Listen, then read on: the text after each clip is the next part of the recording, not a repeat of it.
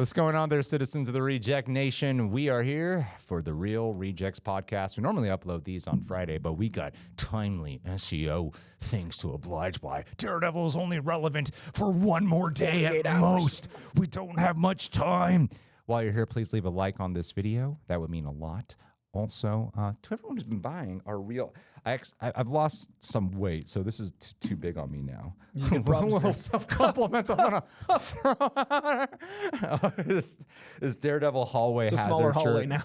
Aaron Alexander is the composer of this tee. And we also got the Fisky Business one. Thank you guys. Who this is, I think, our fourth biggest seller now. So Thank you guys, fourth or fifth, somewhere there. So thank you guys for doing that. Anyway, we're going to talk about the future of Marvel right now because looking a little dark in all the brightest ways.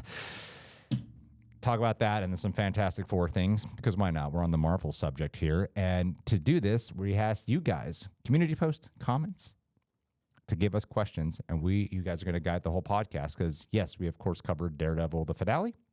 Had a lot to say during there, but now we're going to go through questions, answer them in depth. This is Coy's, where his skills really shine. So let's just go into it, man. Yeah. Let's go into it, all right? Was that the new theme song to Real Rejects?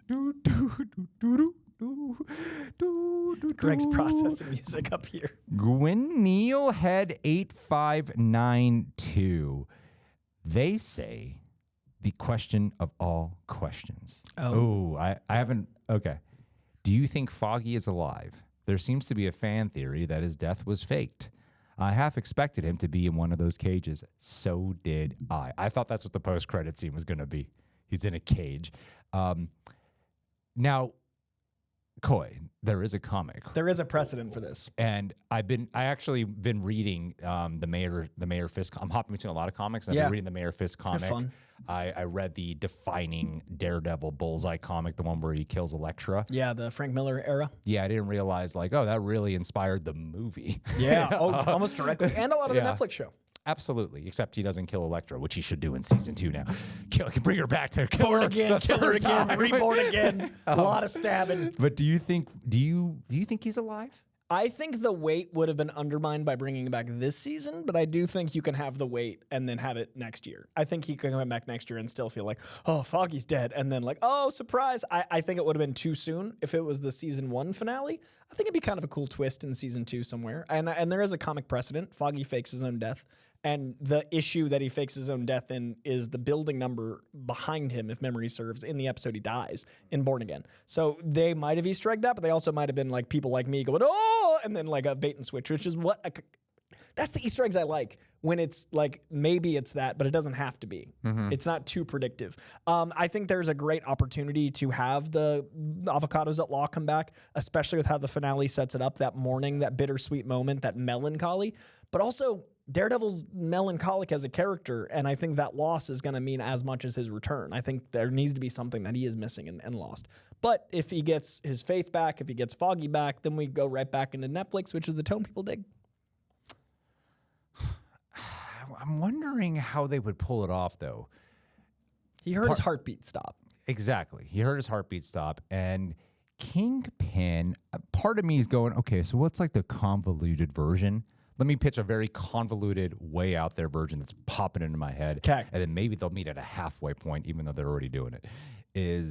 Let's say Kingpin was actually part of the orchestration. Because the part that was going off in my brain, and they do answer it, was why is Bullseye, singling out Daredevil? Why isn't he going after Kingpin? Mm-hmm.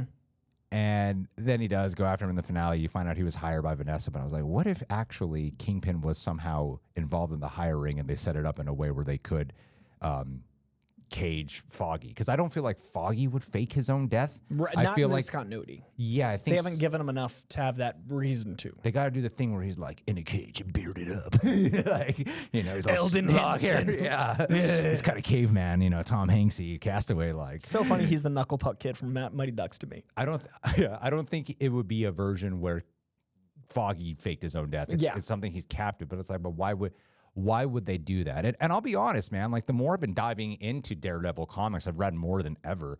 Foggy is such a big part of the Matt Murdock storyline. He's so integral to it that every single time I'm reading, I am getting like this fucking feeling. This like it's not possible. I'll give you a visual. It's he's not. It's a xenomorph chest. Why is he dead? Why is he dead? Every time I'm reading, because it seems like we're robbing so much. Like you sacrifice such an important character to serve. I know he's not a woman who was fridged, but it's like you fridge the best friend for shock value impact, and I don't feel like the season, to truth be told, since we'll be bobbing and weaving throughout actual commentary of the show, I don't feel like the season, and I understand it's a lot of reworking. 2 through 7 was a lot of like mishmash and trying to make it coalesce, and episodes 1, 8, and 9 are like the best. I love 5 a lot though, but episodes 1, 8, and 9 are the best. I don't feel like it was truly necessary to still kill him off, like, because it didn't, or actually if they did do it, I don't think it really resonated over the entire season as strongly as it could have, factored into Matt's character, you know, because there's stuff that they kind of take a backseat to, like nothing about his mom, nothing about his faith, and if they actually really utilize the loss of Foggy, then I wouldn't be having my chest burst feelings. Which is, I think, season 2's potential. I think if he's not faking it, if there is Foggy's dead, I think he should be rediscovering his faith through actually celebrating and mourning Foggy. Yeah. Because instead he kind of ignored it and he ignored Daredevil. And then the whole time it was like, the moment he puts his horn down on the prayer card of Foggy, it was kind of a penance. And so I think those things should stay tied together season 2. Yeah. Yeah, I'm talking exactly. Like, you know what I'm saying. And I get what you're saying. And automatically as I say it, you could hear the comments like, they did do it. This. Oh, there are moments, but it wasn't enough for the weight of Foggy. It was a small it was not a impactful percentage, I felt. Yeah. It wasn't something that loomed doing so over. much. It was doing This season was doing so much. Yeah. It was a bit of a mess, but I like everyone else, I have a lot of faith in season 2. But yeah, let's see if Foggy's alive. It's a clean slate season 2, and that I think is really special. Yeah, I agree. All right. Let's move on to this one. Nita Craig-Nirag. What do you think the Punisher special will be about? And who do you think will be the villain of it? How would you do it in a way that works as a Punisher solo special and helps the overall narrative Born Again Season 2 is doing?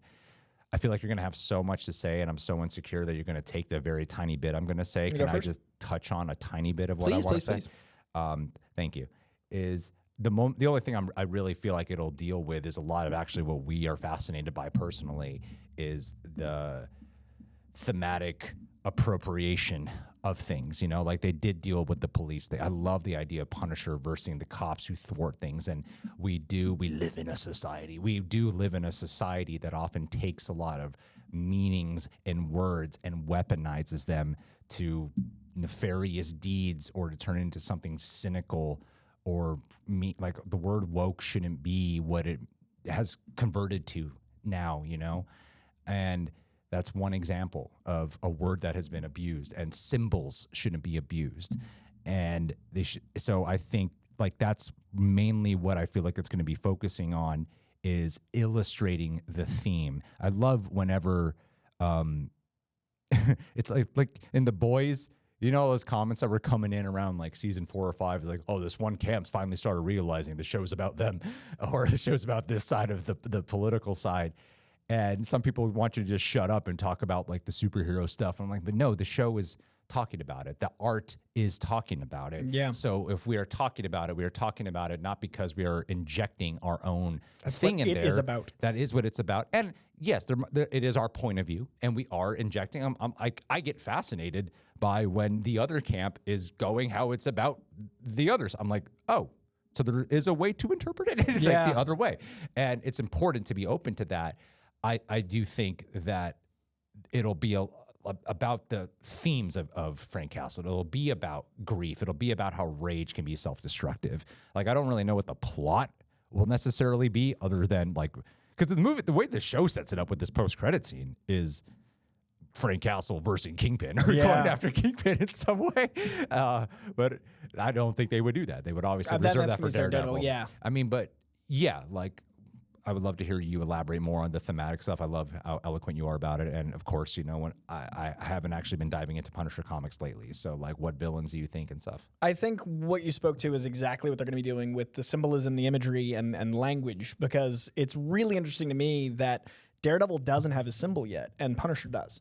And so symbolism, even within the Netflix mythos, is strong because Daredevil is, you know, he's red to Punisher, and Punisher has the symbol. He's not, you know, fully white gloved, white boots, full comic accurate, but he is very much the Punisher, and that's what was stolen, was that iconography. And we got that great speech about his pain and them not understanding. We got a little bit about, like, you guys are playing dress up as me, but there still hasn't been a confrontation about them actually killing a vigilante under his moniker. We still haven't had the big villain. I think is going to be somewhere between the cop that, you know, we were going after with Daredevil the whole season, who did not meet his end at the end of the show, or the cop that's big in the comics.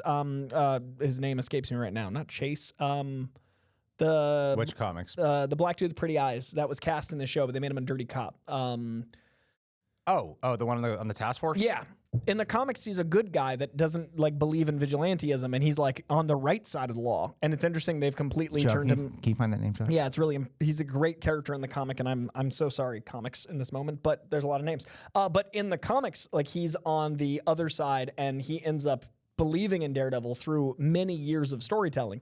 Having him as a villain, I think, is to set up him to be the villain to Punisher, because he's the one that looks like he physically shot White Tiger. So I think it might be Punisher going against industries, going against groups, going against the systems themselves, because he's got a military background. He's seen these cops appropriate a symbol. We've seen the systematic appropriation of things with Mayor Fisk using his mayoral powers. So I could see it being Daredevil rallying an army to go at Kingpin, and then Punisher taking down the systems that allowed Kingpin to have all that power.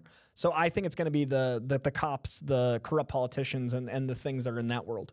Oh, you know, you reminded me right now. I've been reading. I did actually start reading a Punisher comic. Is it Garth Ennis? Garth Ennis is like one of the iconic ones. Dylan on art. I believe that's the one. It's a great run. I mean, it's one of the runs. I looked up like what is the quintessential ones I should read, and I thought the beginning of it was interesting because he's known in the neighborhoods. Yeah. And the neighborhoods kind of protect him. And he's one with the people. And when you're looking at what happens with this conversation with Karen at the end of this season, a lot of it is about, you do care, Frank. Stop acting like you don't care. So I think this will be the first, it could potentially land us in a spot where it's the first time you actually see Frank doing something that's caring for the city and caring for the people. Because Frank is very much portrayed as a character who it's all personal vendetta, and that's where the violence comes from and such, right? We all know the Punisher, but we haven't gotten yet where the neighborhood respects and likes him, and he's a protector for them rather than a man on a vengeance quest. Right. So I think the story could definitely like land us there. I also think John Bernthal, the man, would want to tell a story about what the symbolism means of being a cop, because John really respects cops when they're on the right side of what that badge means.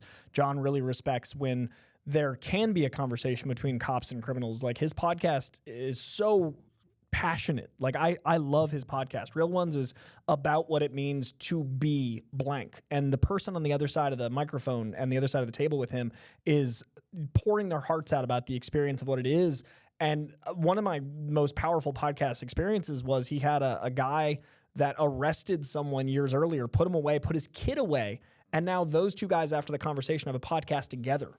One's a felon, one's a cop. And they have a podcast together. Badass. I feel like John Bernthal, the man, and Punisher, the character, would want to establish, hey, this is why you as a cop should not be wearing that symbol. This is why that symbol means something else, even though it's the one he's wearing. His brokenness should not have anything to do with that badge. So I would love to see something about that in, Mayor Fisk's corporate level. I'd love to see what it means to be in government and what you're supposed to do to uphold the people's voice. I'd love to see something about what it means to carry a badge and a gun on the streets at that level and what that is appropriated into. So I could see there being a lot of really heady, important conversations around a character like the Punisher, because he is a guy that just shoots and kills people, but he's also a guy that stands for something. His ethics and morals are ironclad, just like I think John Bernthal's are. Is Cole North Cole North! character you're thinking of? Thank you so much. It was driving me purely insane. Cole North's character is completely different in the show. I could see him being a big villain. I only know Jigsaw. I don't see him coming back. I think Benton Barnes is busy. That's the go-to one, right? Yeah. Jigsaw. I really think they have gold on their hands, though, when you put Daredevil and Punisher together. So special. Like, when I was going through the comics a few weeks ago, I was like, do I start with Punisher or do I just start reading some Daredevil Punisher? Do I skip to the fun ones? There is good Punisher, but I get it. There's a lot of like team ups and like you know, I'm not paid to say this. I would love to. Seriously, give me a brand deal. I'll talk about it all the time. I was talking with Coy about it. I don't collect as many of the physicals, and my brain does not process as well. And I guess my mind has been corrupted by ADHD world. But whatever the hell I'm trying to say. I use Marvel Unlimited app and I use DC Infinite app for my comics primarily because if you guys, I don't know if you guys have used it before, but you like. How would you explain it? You go into like the panel, so it isolates it. Yeah, so it feels a little bit more magnified, isolated. It tells you where the flow is. It pauses. It makes it a cinematic experience. Yeah. I personally, I like reading comics, and I buy comics, but when I'm rereading something, I do like the flow of kind of like, it's like driving an automatic car versus a stick shift. Mm-hmm. I prefer stick shift because I like feeling like I'm in control. But there's some days I like just cruising. That's the Infinite app where you just kind of like, it's a vibe. I like tell me where to look, and because a lot of times when I open up a full comic page, I'm like overwhelmed and I'm kind of like speeding around. Yeah. Where this isolates and it makes it easier for me.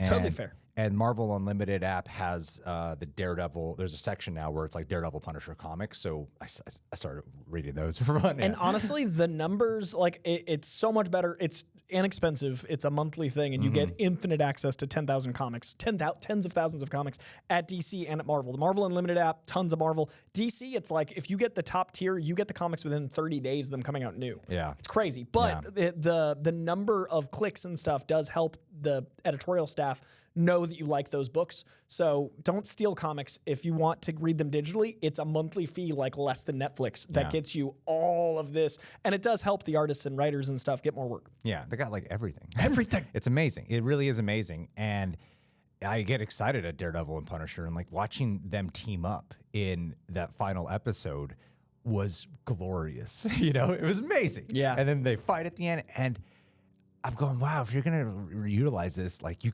could do a limited series of Daredevil and a Punisher. But just a special, that was. Oh my God. A special with just the Punisher, though, is so prime right now with ways they set him up. Like, I feel like you can accomplish things that Daredevil, we just talked about how much Daredevil was juggling. I think the corruption and the cop stuff and that leg should be a Punisher story. Absolutely. So that's why I love the idea of a special edition that John Bernthal's co-writing. Yeah. Like, that's insane because he's so passionate about this exact thing. Well, I would love if they also did this after And then season also, two. Yeah, if they did some limited run, I think that would be massive. It would be a massive thing. Like a 4-episode something, like a mini series of a comic. I'd love that. Yeah, them fighting about the same goddamn thing. You can't kill. I want to kill. You know? But they deserve to die. No, don't.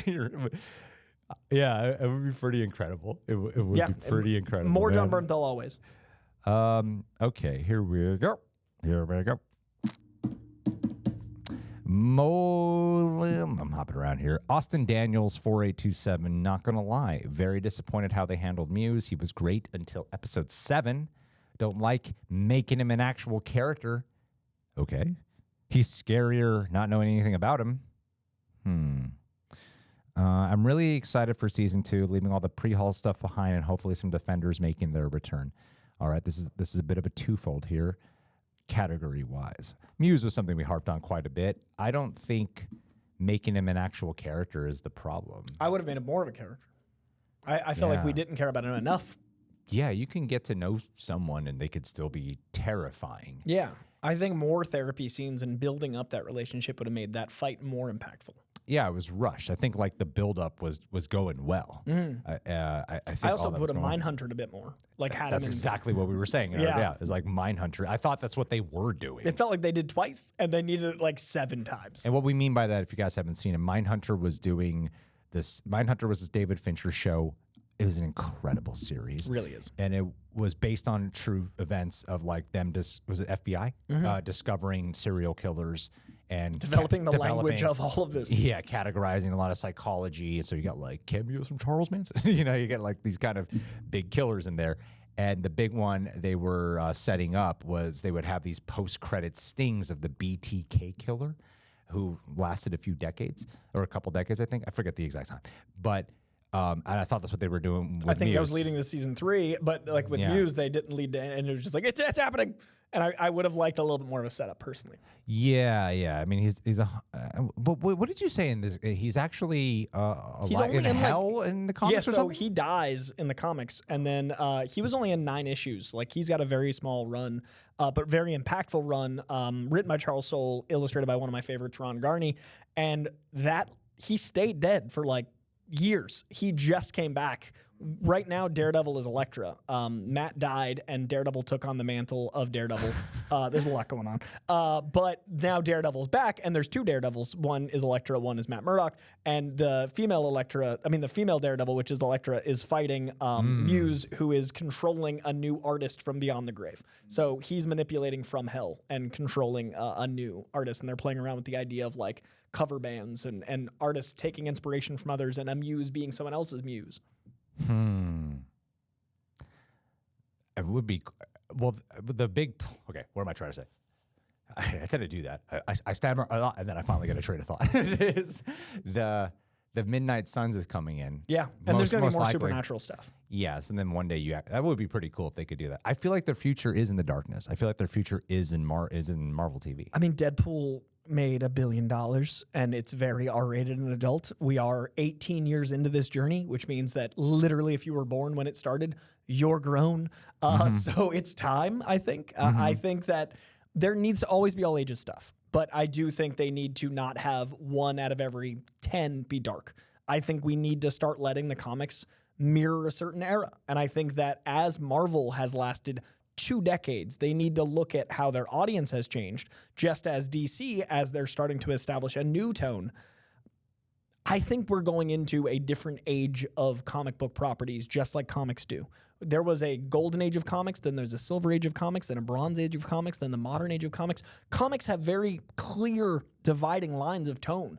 I think we're entering a new dividing line of comic book adaptation. And I think in Marvel that needs to be very aware that we want things a certain way. And I think that this new era of DC needs to be very aware that it's going to be doing a new thing. And I think these things happening simultaneously is going to mark a new era in comic adaptation. How old were you when you started watch? Was your family pretty loose on R-rated movies? Too much so, yeah. Yeah. I didn't realize they were like a thing until I was old enough for them to be like, you shouldn't be watching these. And I was like, but why are we starting now? So like it was kind of the reverse. Like when I was 13 and I could comprehend that I shouldn't be watching it, I'd been watching them when I was like 5. So that I was like, why are you taking it away now? So yeah, like R ratings that didn't work for me. It was like a system that didn't really succeed in my house. Was it violence or sex? I think the violence was the thing that I saw at a young age that I was like, I've already seen people be dismembered in Jason. Why can't I watch this new thing? Whereas like, I think nudity was kept from me to the right level, but it was never a faux pas. Like my parents didn't watch things with a lot of nudity when I was young, but when I would see something with nudity, they'd be like, like that's normal in life. Beheading isn't. Like, I think Americans have a very, very messed up rating system where, like, a boobie is, like, worse than a dismemberment. Like, someone being bowels, it should be way worse than, like, that ass. So I think I was raised that way, where, like, I was explained when things were sexualized and told, like, the context, but it was kept from me until the point I could comprehend it. Whereas I saw way more violence because TV had violence on it and, like, horror movies and stuff.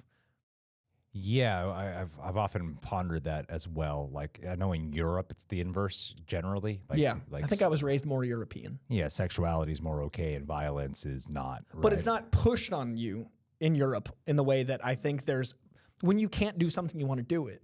I think kids are like, I can't see boobs, I'm gonna see all of them. Like, you know what I mean? Like, so I feel like violence was already planted in our subconscious, and that's not healthy.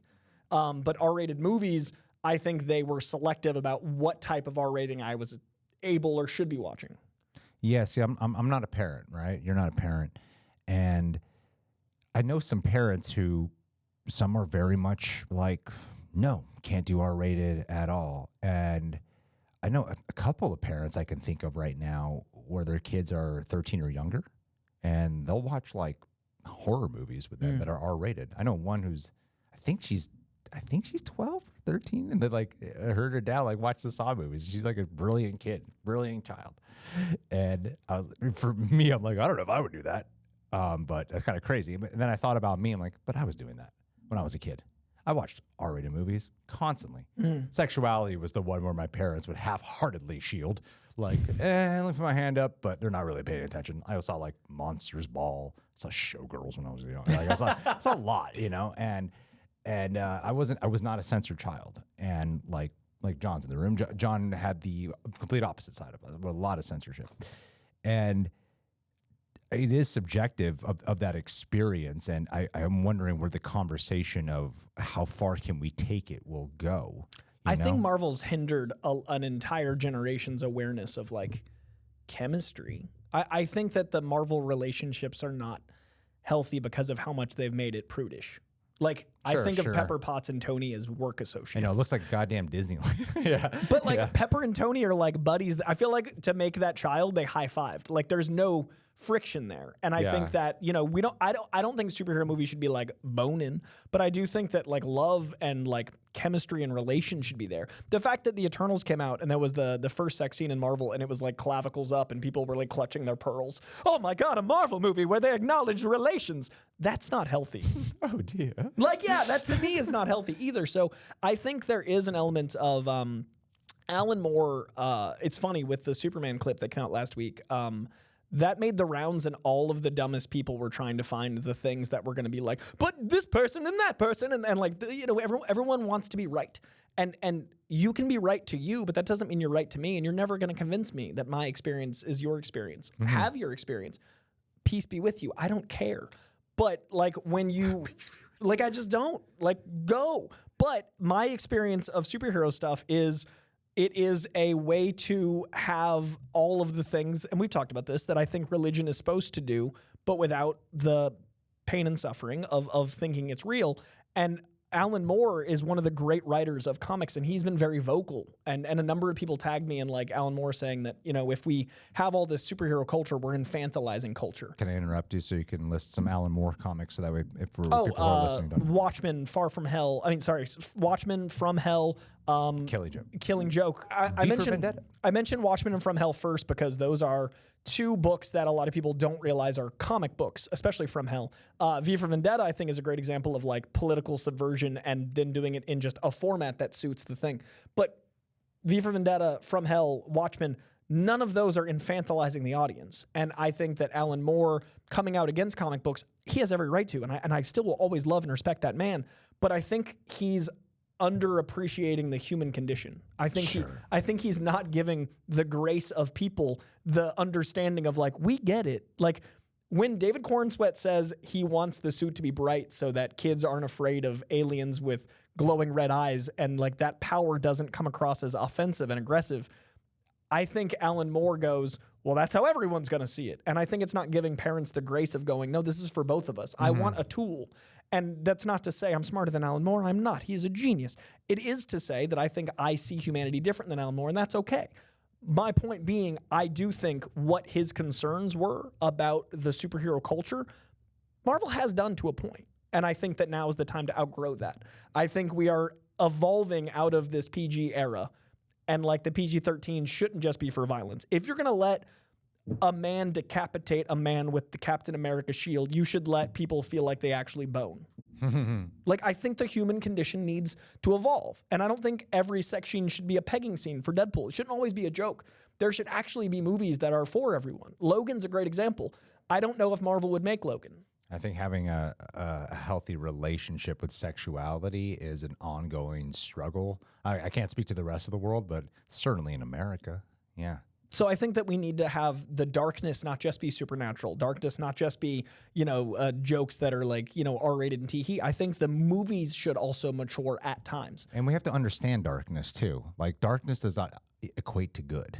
No, Like- it's gritty. Remember the dark and gritty early 2000s where it was like, we're going to do it, but it's going to be dark and gritty. Yeah. Didn't go well. Yeah, violence does not equate to good. No.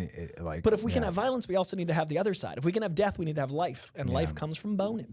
Yeah, it does. But like I say that flippantly because of, you know, the nature of being on the internet. But like I think to make it an actual serious statement, I think relationships are as important to this genre as any other genre. And so many comic books have mature themes in relationships, and so many things that people trivialize is because we only make popular the shiny version of stuff. And I think if we only make popular the shiny, it's not going to give a chance for people to ever legitimize this medium. If we always make it the thing that people want to go, oh, that's for kids, then it is. And I think there are things that are under the ink of these pages that need to be brought to the light. Yeah.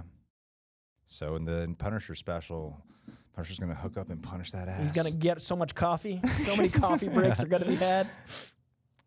That's what we're talking about with darkness, black coffee. Yeah, so Muse and sexuality. Yeah.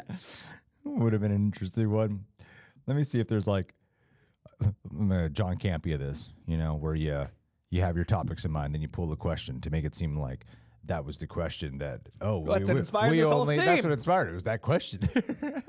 Everyone does that. All right, you're like, John Campea is the only He one. invented questions. He invented how to take Chew? someone's question to make it sound like that's how they came up with the subject today. And Oh, here we go. Perfect. The Woo Clown. Hey, this is a good question. Will we have a Defenders reunion in season 2? I am so excited about it. I hope we do. I would love for them to redo Defenders. I think that was part of the lessening of impact on Marvel TV on the Netflix era, was the disappointment. I know there's a lot of love for it now.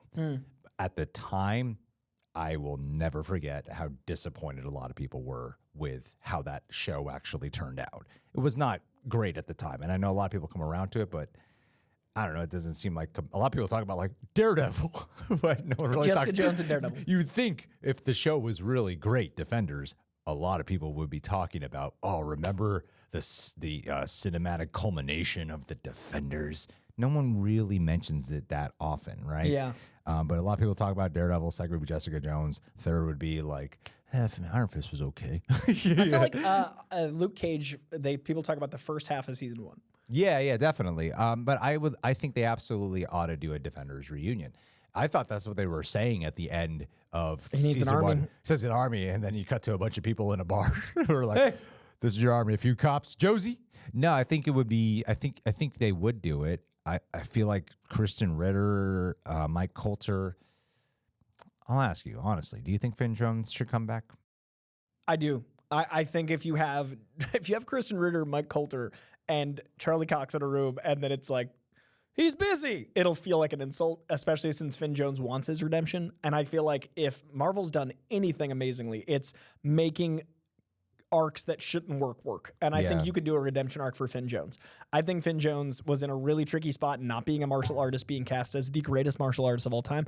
And that he can't wear a mask to hide it. And that's not fair to it shouldn't have been the case. That's not who they should have cast. Like Charlie Cox has a stunt double, and he does a lot of his own fighting. But sure, he can get away with a lot of cool Daredevil shit because it's not Charlie Cox. Chris Brewster is the guy that's doing the hallway fight, and Chris Brewster is now a stunt coordinator that's done some of the, he did the Renfield stunt coordinating. Chris Brewster is a genius.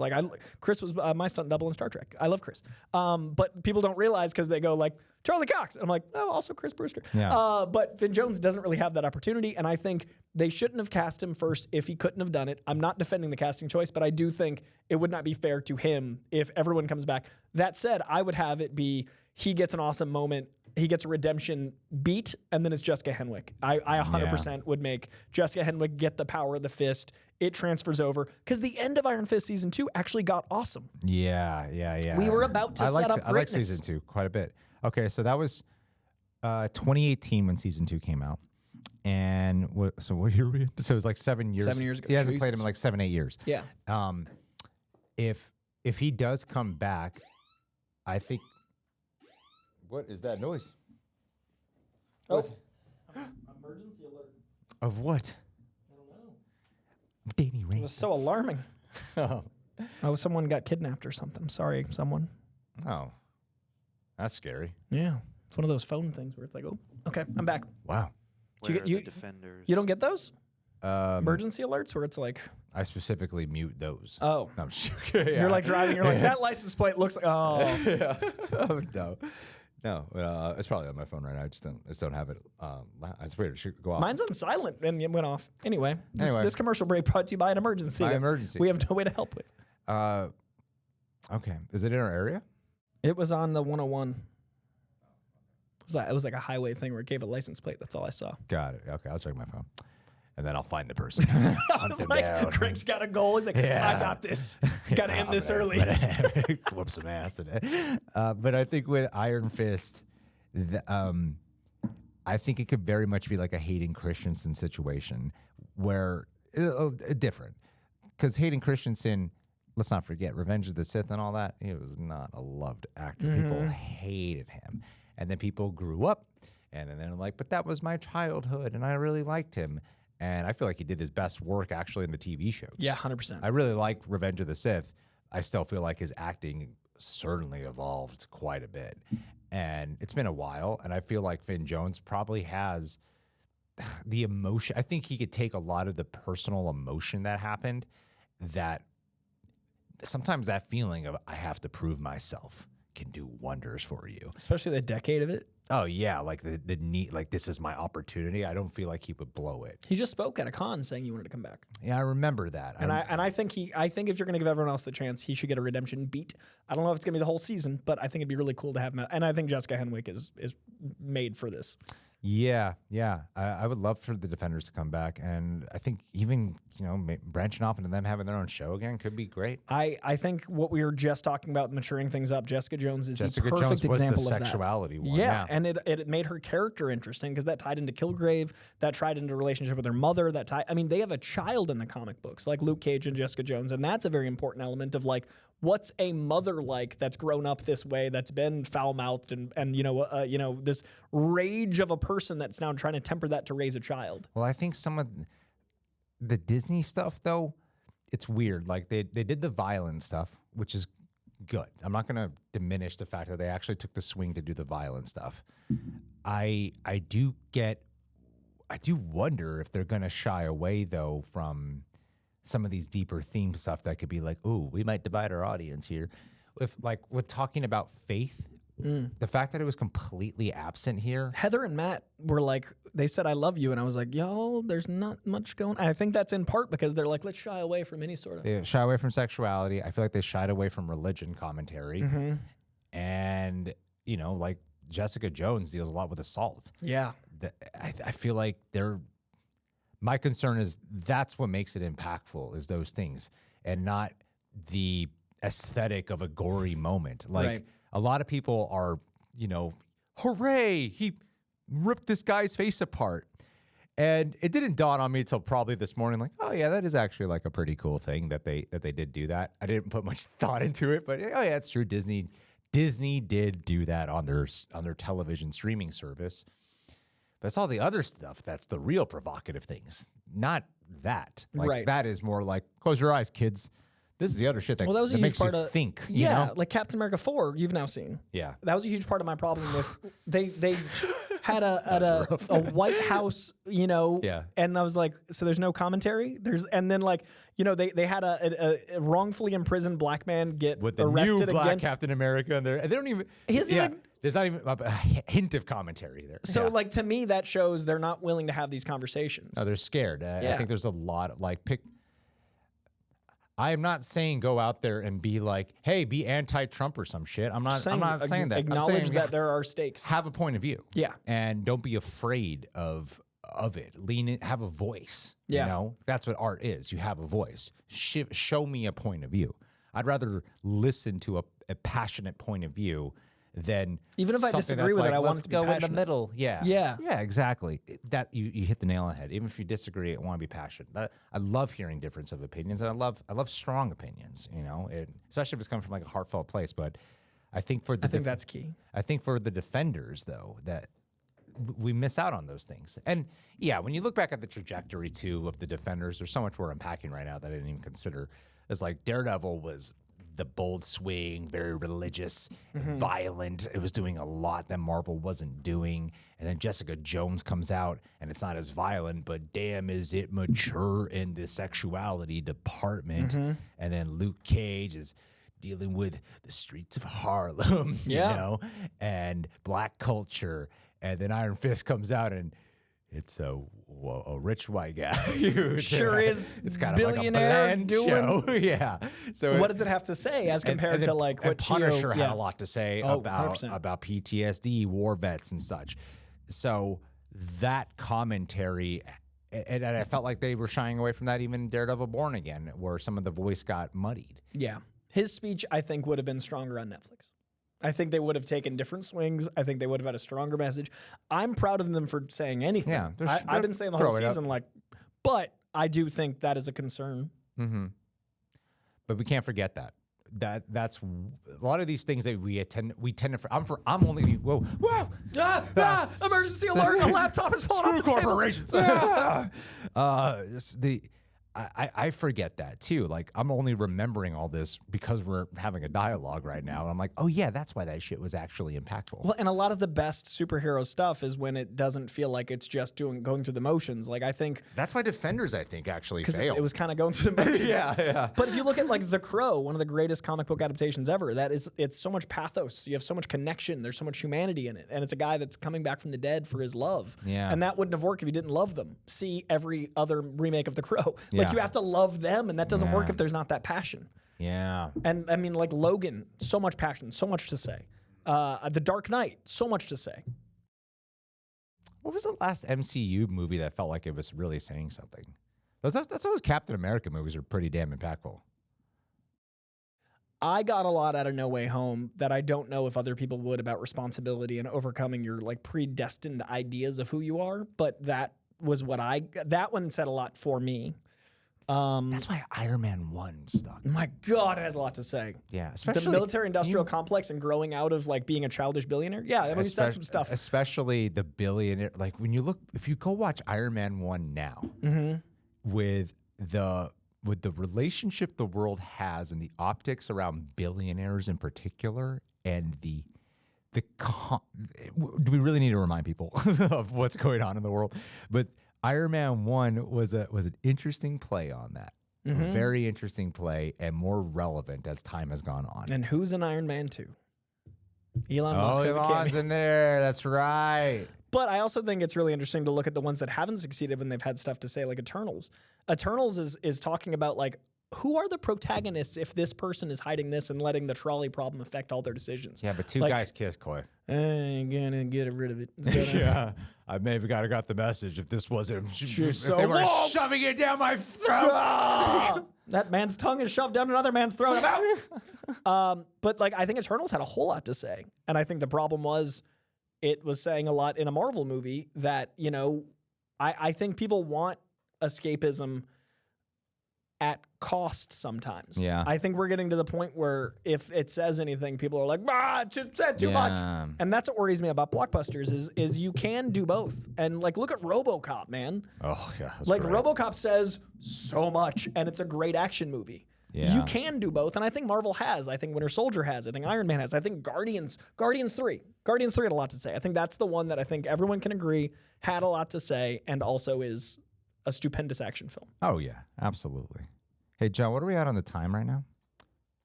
We're at just about an hour. Yeah, Coy and I do not do. I don't know what time is. Kind of. Just aware of. We're gonna branch off here. Let's get these questions. Then we just totally branch off. We did talk about the kill. Oh, you know what? I think Thunderbolts is gonna have a lot to say. You think so? I think Thunderbolts is going to be a very interesting commentary on how replaceable people are. And I think it's going to be an interesting commentary on what we see heroism as, because, you know, they bought Avengers Tower. I think they're going to be posited as, or at least positioned as, heroes that, oh, we should trust them, ignore their history, ignore their past, like just prop them up. And I think there could be some really interesting commentary on Sentry versus the Void, because Sentry is the idealized, you know, golden god hero, blonde, blue-eyed, you know, Superman-esque. And then the Void cancels all of the good deeds of the... Do you know the Sentry character? Not well. So everything Sentry does, he has an evil alternate that erases it all.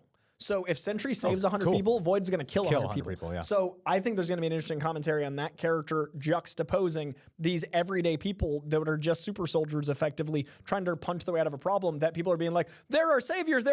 Can they save us? I think Thunderbolt's going to have a lot to say. I hope so. So that one might be my next, I'd put, pocket aces on that. All right, here we go. Okay, so now we're going to give efficient answers here. How do you feel about the stylistic choices in the series? Cinema Sauce is asking, specifically for the episodes that Justin Benson and Aaron Moore had directed. Would you like them to lean more into those choices next season?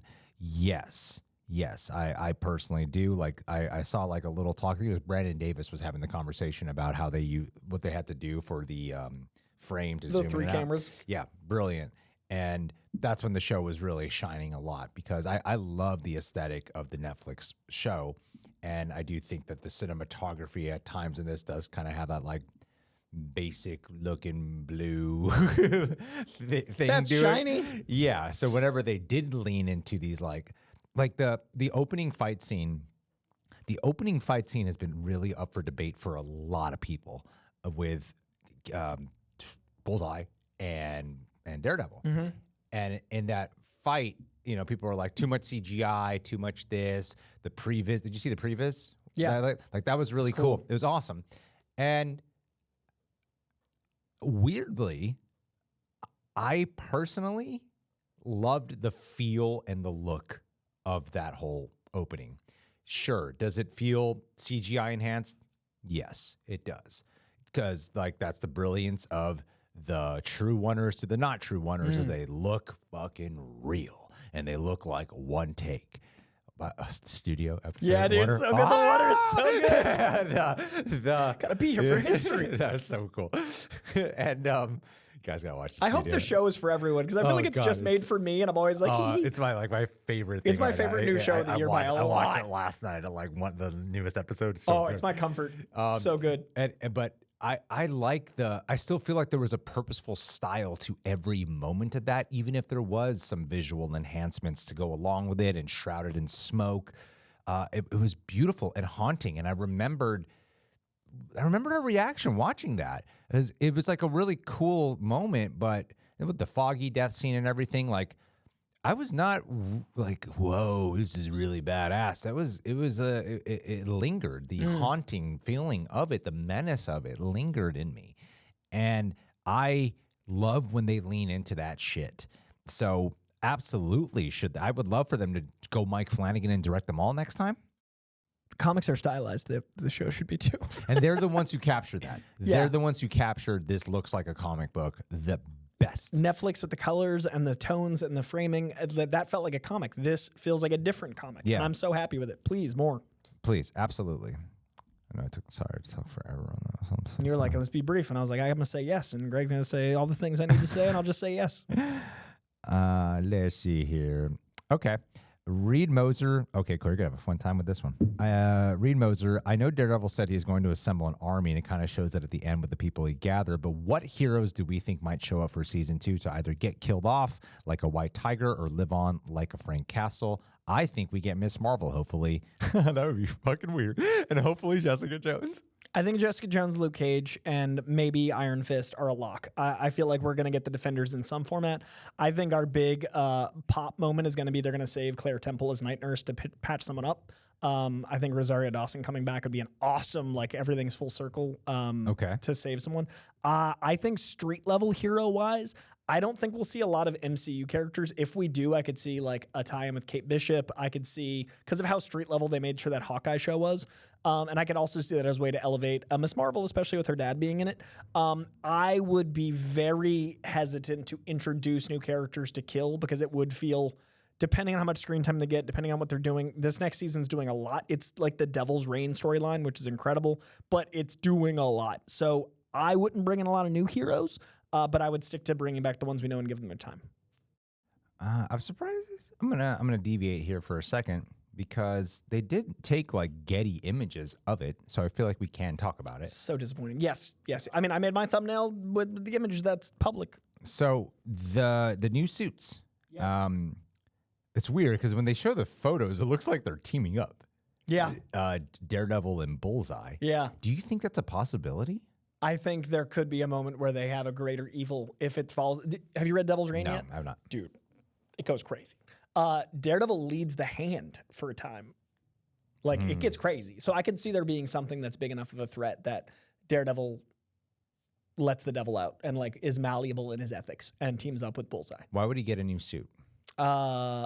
I mean, I think in a branding sense, we've been wanting the DD for a very long time. But why go back to black? I think back to black is the symbolism of him choosing darkness and not having. I think someone else dies, and I think maybe that's him being like, "Oh, what I was doing wasn't working. I'm gonna be this person." And it's a visual representation of the darkness. Okay. Wow. Bullseye. And do you like the suit? Oh, I love it. I mean, it's finally like looks we've beautiful, been waiting right? for so long, and like and it's such a straight from the comics look. Like they did it. I love it. Yeah, it's cool. And the DD does actually get to really pop. Because it's on black. It's on black and you get the red there. Yeah, and then pretty cool. I think he'll land in his comic suit after. I think it'll land in, like, not the Devil's Reign suit, but the regular. I think the DD will stay, but on the red suit at the end.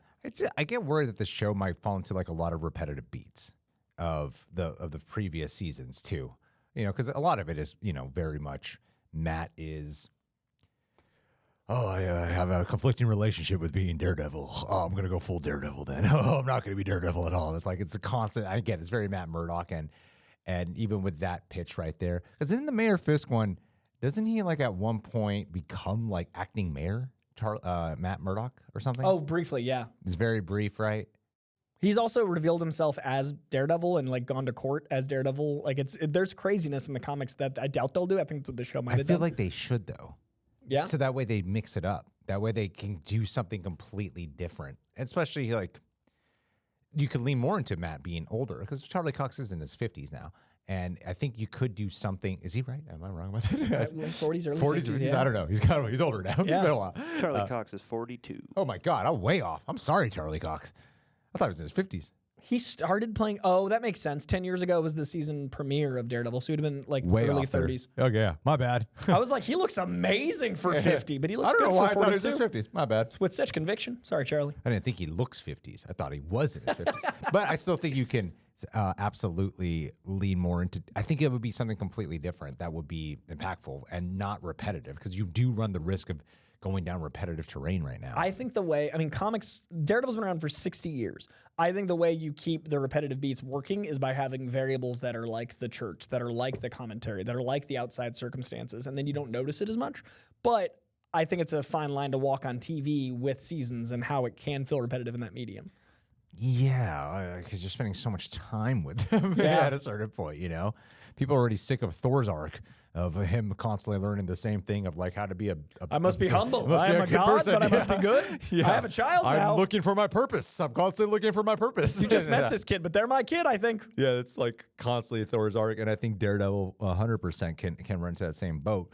And Bullseye and him teaming up, I think letting Bullseye become full Bullseye villain could be also really good. There's got to be a reason why they're showing us that specifically, right? I mean, they showed us John and Charlie, like they showed And us the finale. Yeah, it was a team up though.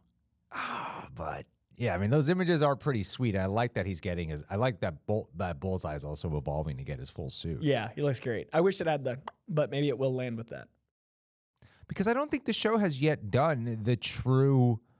They haven't earned it yet. They haven't gone there yet. So the idea of them teaming up is not that exciting to me because I was watching this opening going like, why is he direct? It seems like they're pitching it like he's directing all of his personal issues and vendetta, his obsession. That's like reading that definitive Bullseye comic arc where he kills Elektra. Yeah. He's obsessed with Daredevil. He can't stop thinking about him, and he's got to like go after him.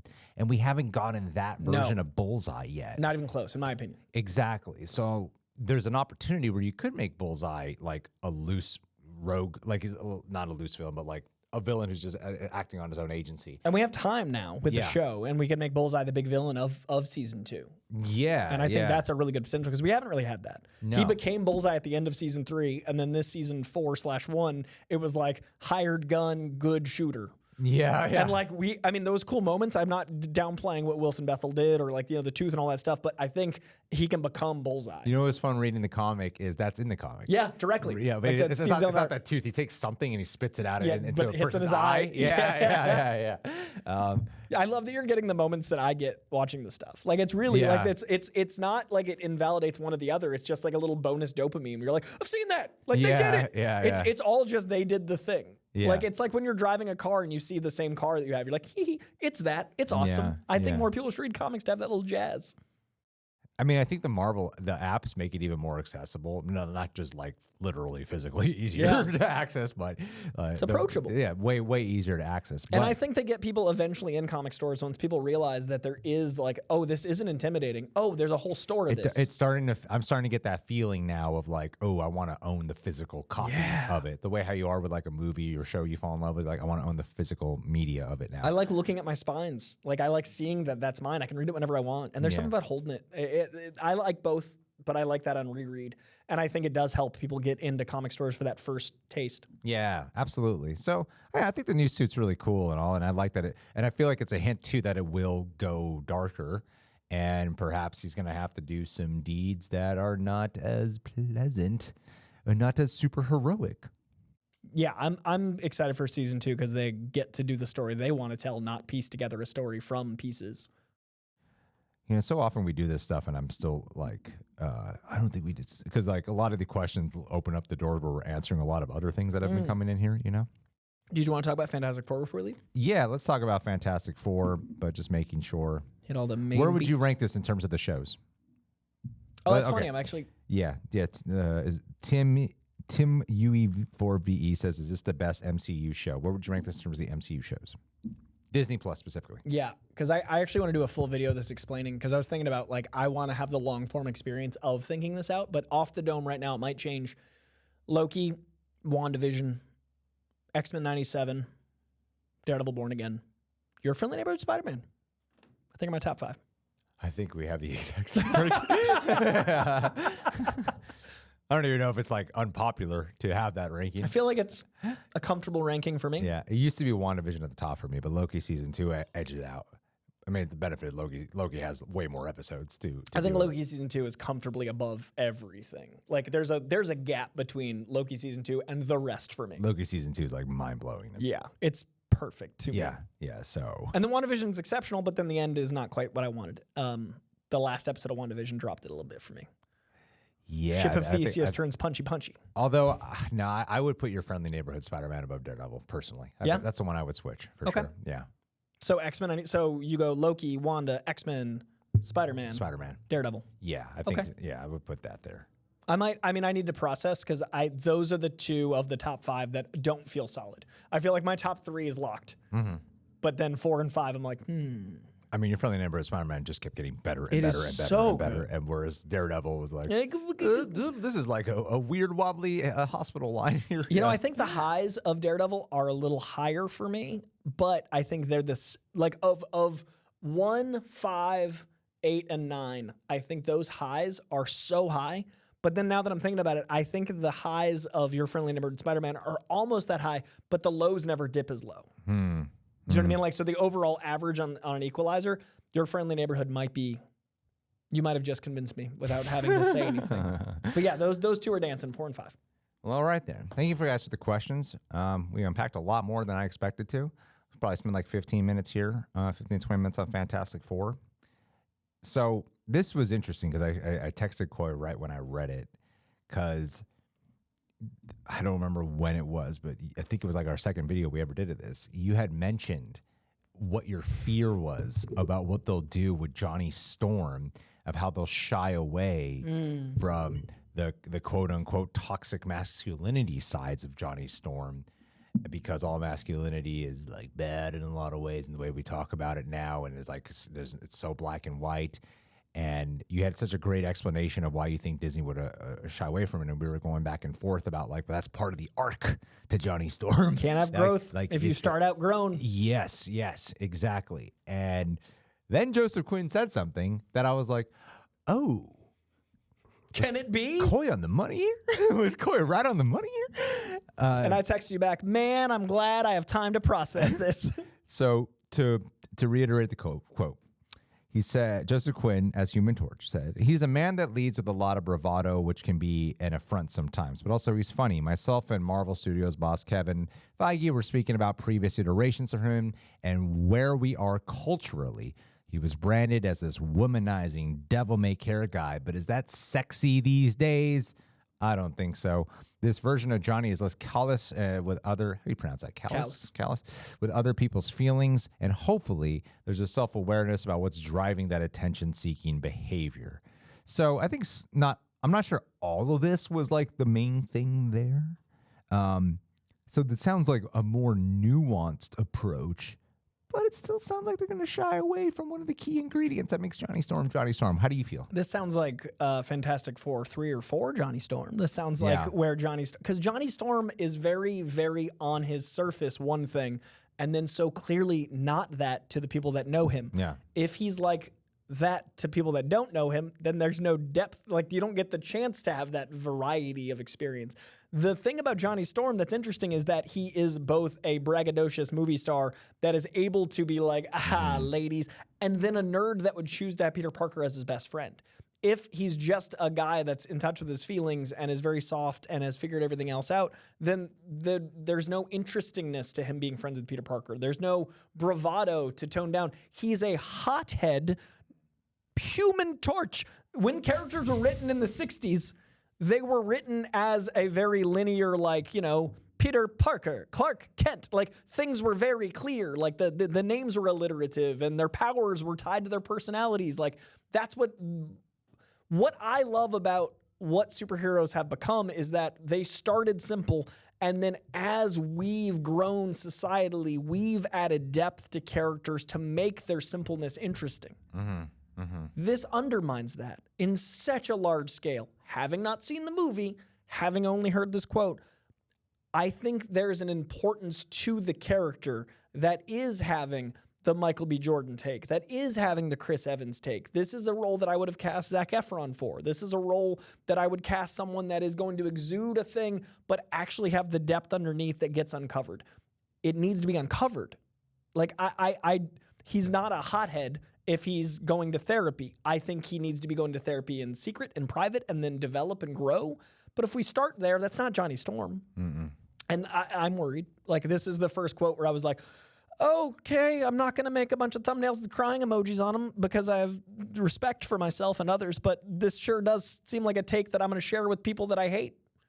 There's sort of, in the images that they're showing too, I'm gonna be like, I like the trailer, I do, and I've been reading Fantastic Four comics, and it's been a fun journey, an interesting journey, needless to say. They're weird, man. They're weird. They're not as easy, like it's not as palatable. No, it takes my brain a little bit of like get in the zone to get into it. Yeah, and like the Thing is definitely like my favorite person to be reading of them all, but. The thing that I said this and did not go over well with a lot of people when I said it, but even with the images they've released, I'm getting so much stoicism from them, which is not Fantastic Four to me. I think it's really important as a broy straight white dude to have people on screen that represent you, that you see their evolution so that you can grow as a straight broy white dude. If we strip all of that archetype, we talk about representation a lot culturally, and I think it's insanely important. And that's why I'm never mad when a character that, if it doesn't matter to their character, if we suddenly change races or sexualities and stuff and it enhances the character and allows other people to be more seen, I think that's only a net benefit, because when these characters were written, they were written blandly white and straight and whatnot. We've evolved and we need to have people be represented. But if we get rid of all of one archetype, that also is closing the door on those people feeling seen.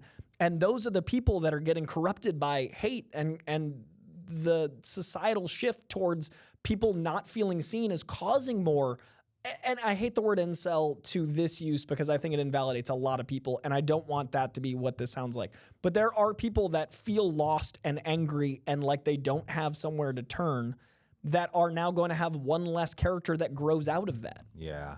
And that's why I've always loved Johnny, is that he grows up. And I always felt like a Johnny Storm. I always felt like a kid that had a temper, that thought he was cool, that wanted to be a movie star, that drove a nice car, that was like, yeah, please notice me, I'm trying to be flashy. But inside was like, I gotta figure this out, what's going on? Yeah. And if they don't have that outside bravado that he talks about in the opening of that quote, there's an entire new generation of kids that will not have that, because we're changing so many of these characters out of fear of this thing. I think like when you go to those Fantastic Four movies, the originals, which I know are not beloved, there's been fans that have come around for it. There's one constant. Chris Evans is so good. Chris Evans. Chris Evans is the best part of those movies. Yes, he's funny and all that, but he's also got the best arc. He's got the best treatment of character, both those movies. Yeah. It's like, dude, don't take the wrong lessons, man. I honestly feel like the way society is going with pushing an entire community out of feeling like they can grow and they can make mistakes and they can learn is why we get so much vitriol towards stand-up comedians should not be our poets all the time. It should also be poets. But I feel like people don't feel comfortable saying I'm a poet. They feel like they have to say they're blank. Like there's no acceptance in culture right now. And I feel like that also holds true for jocks. Like I feel like there's a culture of people that are like, I want to work out and I like cars and I like UFC and I like I'm from Boston. I love UFC and I have all this stuff. And a lot of my friends, I can tell they're like, you're the one we're going to let in. Like I've got judgmental ass LA friends that are like, well, we let Coy in because he still talks about art. But I still feel like that weird leper that is like the bro-y version. And there aren't as many things on TV of me to grow and to see that. I'm glad I grew up when I did, because I got to see characters evolve out of a certain ignorance. If you don't let the character start as ignorant, how do you identify with the growth? I think it's really detrimental. And I think that's how we get the political divide. And I think that's how we get certain people coming into power with their voices on the internet. I think that's how we get a lot of commentators like we worry about getting more power, because they're going to get the people that feel lost and they feel like they don't feel seen. I think it's detrimental. I think it's and pop culture is culture, and culture affects real life, and that is a cascading effect. Yeah, a lot of times you learn a lot when you break down the words, right? Like pop culture, like what you just did right there. Yeah, like break down what that means. And we're so dismissive about a lot of language now, and language is so important. So I appreciate you saying all that. And the Sue Storm side has been, this was the one I heard. I'm like, oh, great. Get ready for the predictable titles and thumbnails now. Dismissive of all context. Okay, so there's two main ones. The main one, here's the main one, I believe. Vanessa Kirby said, if you played an exact 60s suit today, everyone would think she's a bit of a doormat. So figuring out how to capture the essence of what she represented to each generation, where the gender politics were different. Right when she said that, it was like, here we go. And embody that today was one of the greatest joys of this. I mean, she also talked about other stuff, like I've always been really interested in the mess of femininity and how you can be both. How can you be all the things? Not just a tough, invincible, powerful woman, but also a mother who gives birth, which is itself a superhero act. I love that these characters are real humans in a messy family who argue and try to work it out and get things wrong. I feel like everything she's saying is right. Those quotes I love. I haven't heard those yet. Those sound like the character. Those sound a lot like the character. And yeah, I started off with like, everyone's saying Jack Kirby, I want to read the originals. And I read like the first 10 issues. And that was a rough read, honestly. Another time. It's very one-dimensional. Like I said, we've evolved. Yeah. And especially, like, how many times is Sue going to get fucking kidnapped? Like, Jesus And that's Christ. what she's speaking to. Yeah, exactly. Yeah. So when you say like the doormat side, like, yeah, sometimes she's sort of essential, but so much of the time she's like, gotta save Dr. Sue. Doom will kidnap her. Moore's gonna is in love with her and we'll kidnap her. Like that's her purpose there. And she's had an evolution now where she has more agency, she has more strength. And the fact that they're acknowledging that, and I love the nuance as well of talking about, see what they said about, this is the ironic part. We're talking about Johnny Storm and losing sight of like the whole nuance of like, here's the bravado and the image he puts up and exerts versus what's going on underneath, having both sides of masculinity there. Yeah. And she's talking about both sides of femininity here, of where you can have both being a strong woman who has her own, who can lead, have her own agency, but it can also be a loving, tender mother and a supportive wife. Like, show those qualities, not just relegated to one thing, but be all the facets. Yeah. That's beautiful, and that's not something that we need to slap the word woke on. Like, Right. Like, I mean, be aware, that's great, but what the fuck? This is like humanity? But the two words together, when you pair the word gender and politics. You do gender politics, suddenly it's like, goddamn Disney intervention signaling. Well, no, I'm like, she's speaking to a truth here. She really is. And we're only saying that because we're two men talking about women. And we got to protect ourselves. We got to make sure that the internet knows we love women and that we respect them and that they are strong. No, I do think that this is an important part of Sue Storm, especially as she's evolved. And I think we're talking about why we're talking about this too, just to clarify, especially with the Johnny Storm stuff, is we constantly look at what the intention is. And so the concern and the eyebrow raise happens when you're hearing the intention of Johnny Storm is 2025 sexies being soft. I think I know the fact that that's the part of the line that's like the funniest to me, right? It's like, is that sexy now? I don't know how he said it, but I just hear that's how I hear it though. Like, is that sexy? Not so much. Wink. You know. It also feels like I think there is a place for Harry Styles sexy, but it's not Johnny Storm. Yeah. Like, I think that Harry Styles is so attractive because he's so sensitive and aware and is such a passionate person that listens to everyone. And I think that he is someone I think should be a hero to others, and I love him as an icon. That's not Johnny Storm. This sounds like they're trying to conflate those two. Yeah. And when you fundamentally change the character, that's when I go like, well, then that's not the character. And when you've got a fantastic family, you've got Marvel's first family, if a fourth of it is fundamentally changed, that makes me worry we're going to get a 75% grade, which is a C. I don't want to see. I want to experience Marvel's first family. And I think masculinity is a very different conversation than femininity right now. So I'm actually in an interesting moment in my head in real time. I'm experiencing this where I feel like what Sue is saying is exactly what women are needing a voice to be told. I think that mothers are superheroes. I think that's an amazing quote. I think that gender politics have evolved over time and it should be addressed with a character that's lasted 60 years. I think that's an amazing quote. I think all of this as a man, though, I can't know. But however, as a man, I also think there's a reason that I look to people like John Bernthal, who is having conversations about masculinity and is aware that everyone thinks that word is a swear. There are people like Tom Hardy who are dealing with the fact that like he's navigating this world where people that look like him and act and gruff and stuff are judged differently.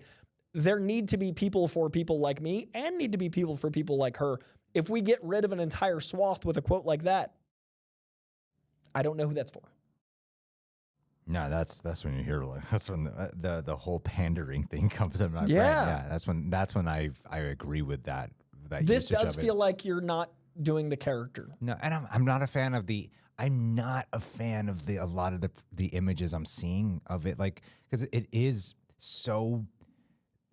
Like that's the word that's the only word I have for it. Yeah, it is and Kirby is wonky. Like it's fun, it's adventurous, it's swashbuckling. It's your first family. You have to represent the chemistry in some way. And I'm like, yeah, I saw the trailer footage and it looked cool.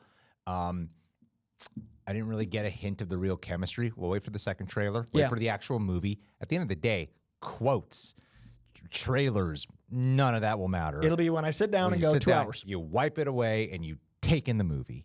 That's all. But I can't acknowledge I'm more excited for Thunderbolts right now than that. Ironically, huh? Right? Yeah. And that's all I'm saying. Like just as of marketing right now, I think Thunderbolts is going to have more to say. Yeah, I mean that found family vibe looks more family right now than the family that's a family. Right. Yeah. And like I don't think stoic. I think your word is apt. That's what I'm feeling a disconnect from because that does not feel like the characters to me. Yeah, it's very like.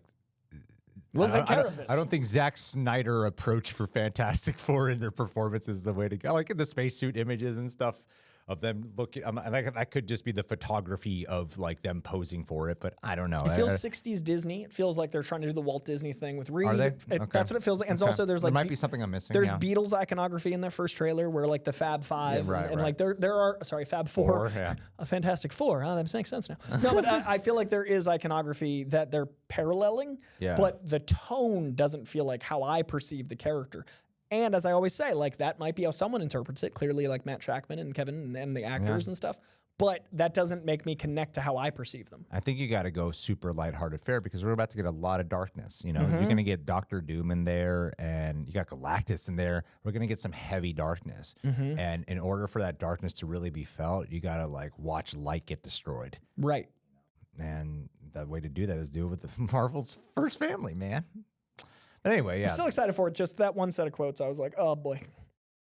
Yeah.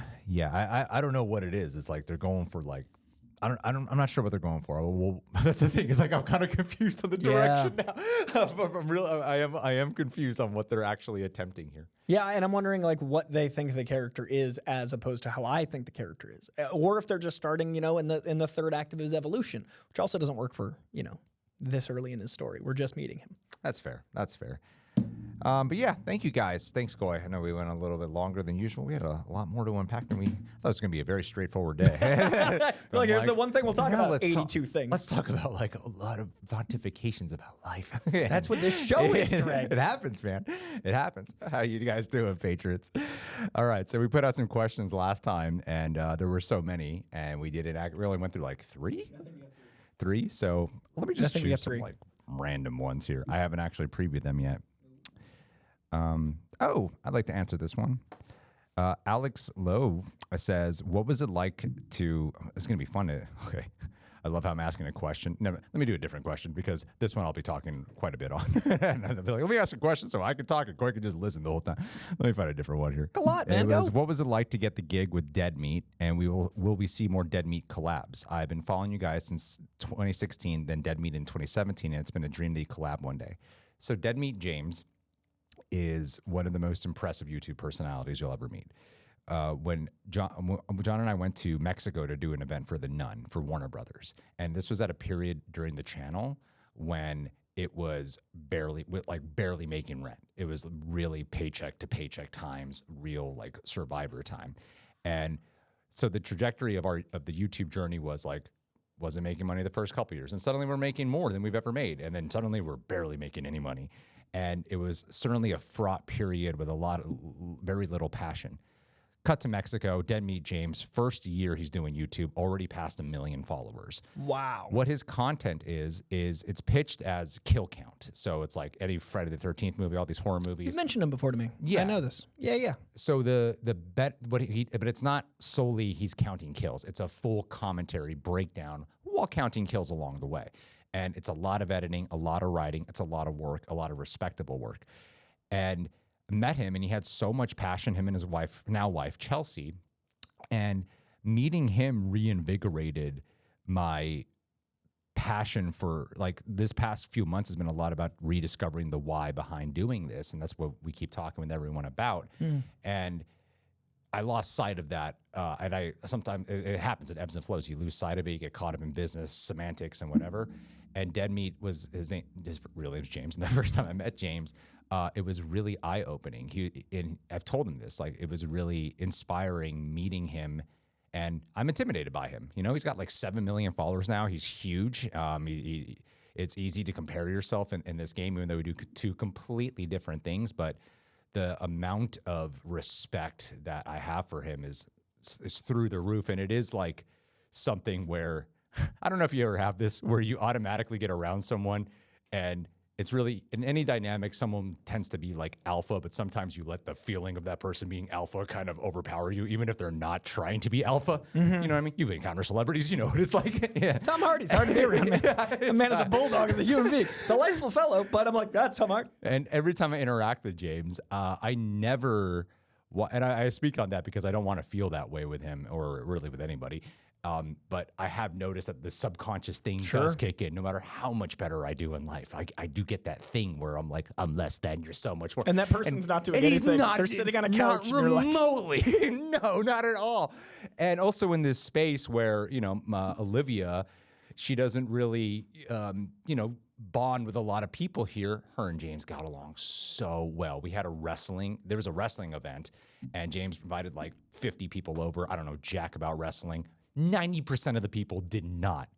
He spent most of the time in front of everyone explaining, talking with her because she gets down with wrestling. And I was like, this is so cool. He gets along better with her than me. This is about me affected by him again. Yeah, this was years ago. So I've changed a lot as a person, but yeah, there's this Dead Meat Awards coming up, and I was actively like, yeah, I'd love to participate. I got back into writing because of him, even though like it was a thing where at that time there were so many excuses. This was the time of adpocalypse. This was the time where the yellow dollar bill signs were being introduced. This is when income was shooting down and had no idea what to do. This is we were doing very much short form content and trying a bunch of shit out that wasn't working. And he didn't know about any of that. He just did his thing. He literally had no awareness, and it was a reminder to me that if you think less about money and you focus more on producing something really good, a true purpose, money will naturally come. And that was one of the biggest lessons and reminders, and to see something so genuine and sincere. And anytime I bump into him, he still has that same level of humbleness to him. Like it does not an ounce of inflated ego. When he could very well be, but yeah, I think he's a very humble guy, and he's very inspiring to me. So yeah, Dead Meat James and Chelsea too, like they're an inspiring couple and they're amazing people. So I'm really happy to like know them. I'd like to be closer with them, but I need to be more successful first. Yeah, you have to get there. It seems to me you're about 6 million away from that, Greg. They sound delightful. I don't know, and I'm sure he's gonna love hearing that you're only 6 million away from being worthy of sitting around. This is what the podcast is about, being honest. Now, let me ask a question where Coy can talk the whole time. Yeah, what we got? Let me find something here. We did answer that question here. You didn't see Legion, did you? Legion. The Marvel show? Oh, I've seen some of it. Legion of Gods? Legion of Ungentlemanly Warfare is what I thought you were saying.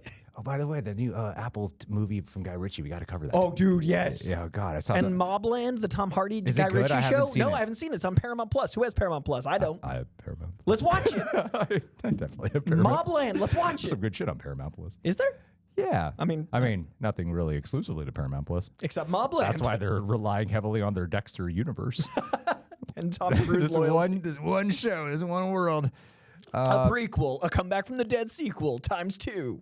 I should have. Okay, let me find something here. Let me just take a little breather. Oh, wait, it's League of we're not Legion of. Okay, Heather Gear's asking, what fictional character from. Oh, wait, I think we asked this last week. Damn it! No, did we? John, did we ask this last week? What fictional character from a movie or show have you related to and why? I don't think we asked that, right? I don't think so. No, that's new to me. Heather Gear says, what fictional character from a movie or show have you most related to and why?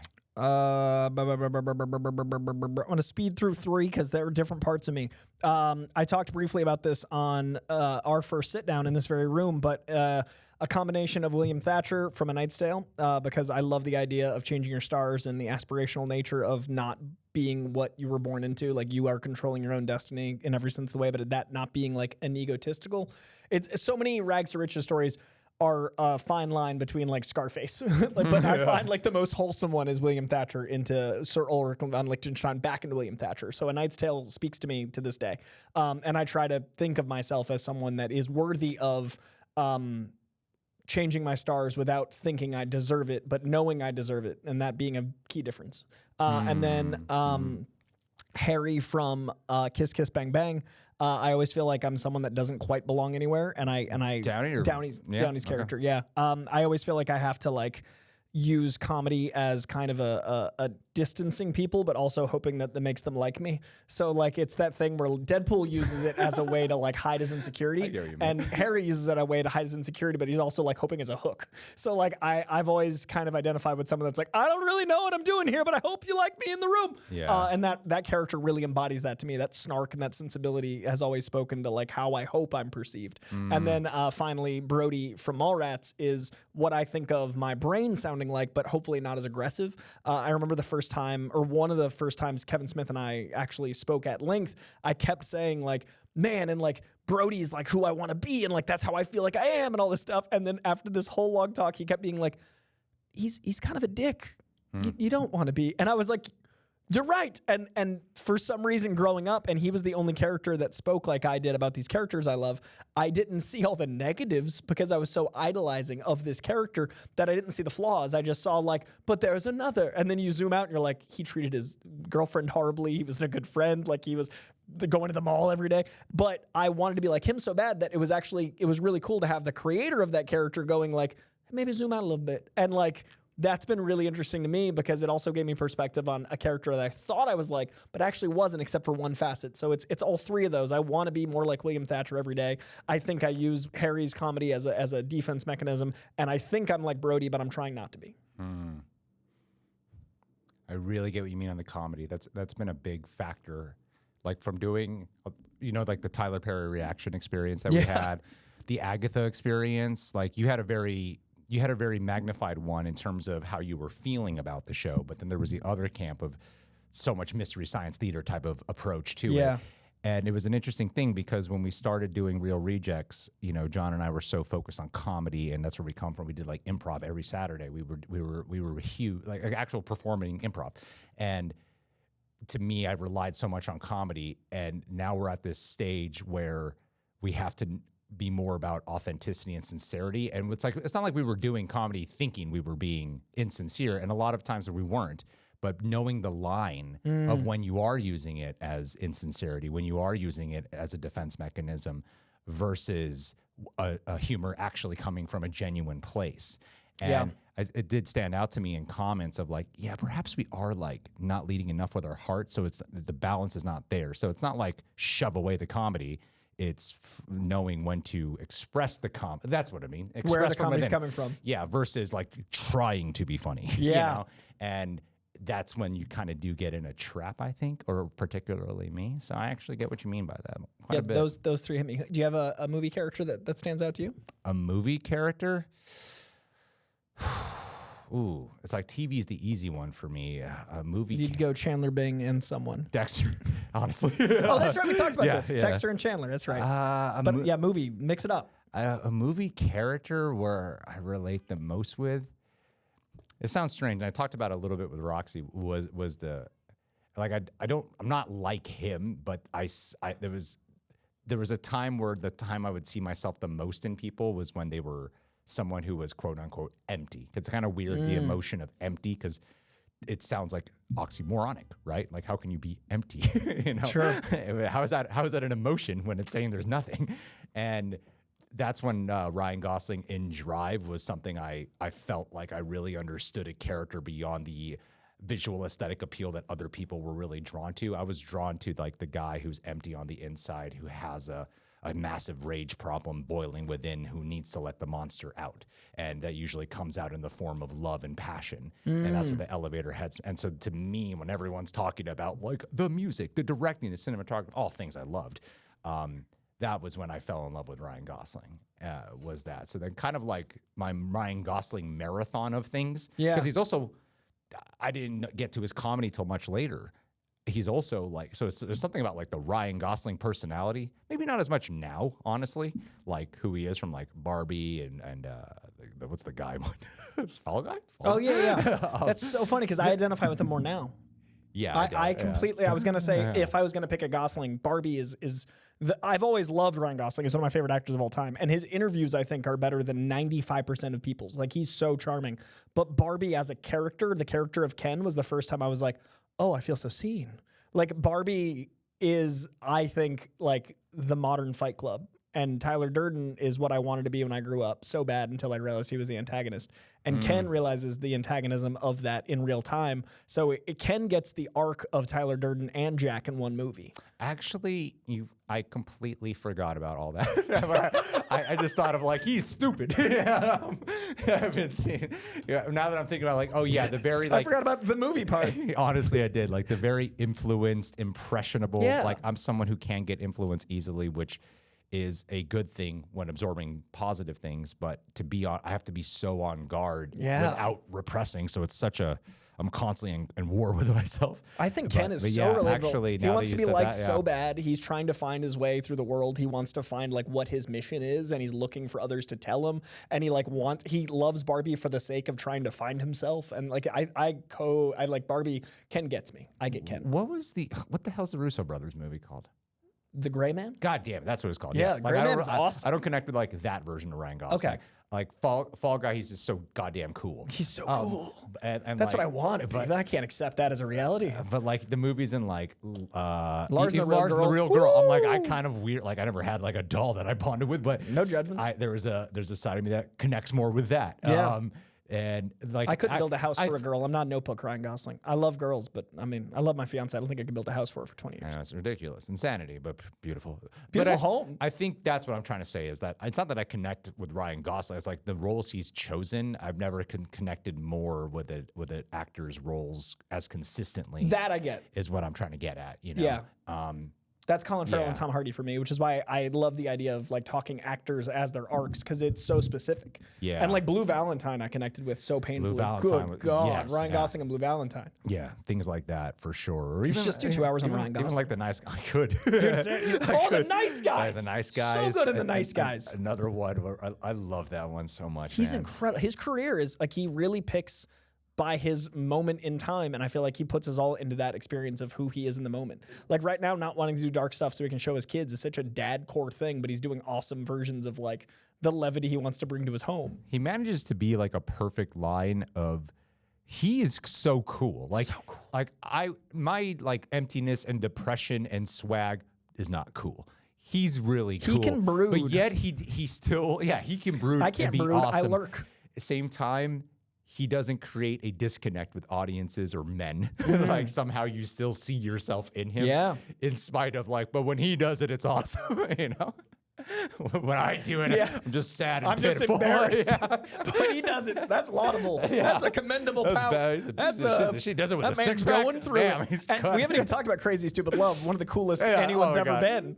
Like, even there, he's cool, the character, and then finds love, and then goes like, you know what's even cooler than cool? Be a nice Cole. Like, it's impossible. Amen. Ryan Gosling. Anyway, that's the end of our video. Yep. Hope you enjoyed this Gosling hour. Thank you guys. Be sure to subscribe, leave a like, and we'll see you back in these chairs next week. Oh, peace out, guys.